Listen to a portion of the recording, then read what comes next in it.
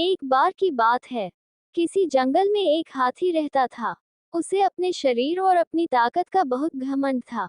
उसे रास्ते में जो भी जानवर मिलता, वो उसे परेशान करता और डराकर भगा देता। एक दिन वह कहीं जा रहा था। रास्ते में उसने एक पेड़ पर एक तोते को बैठा देखा और उससे अपने सामने झुकने के लिए बोला। तोते ने झुकने से मना कर दिया, तो गुस्से में आकर हाथी ने वो पेड़ ही उखाड़ दिया, जिस पर तोता बैठा था। तोता उड़ गया और हाथी उसे देखकर हंसने लगा। फिर एक दिन हाथी नदी के किनारे पानी पीने के लिए गया। वहीं पर चींटियों का छोटा सा घर था। एक चींटी बड़ी मेहनत से अपने लिए खाना इकट्ठा कर रही थी।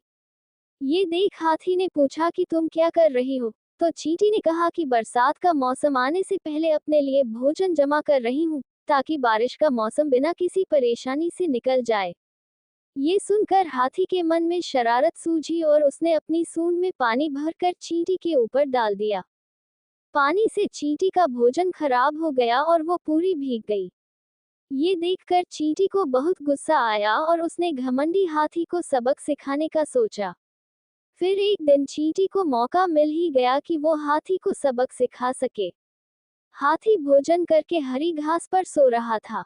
चींटी सोते हुए हाथी की सूंड में घुस गई और अंदर से उसे काटने लगी।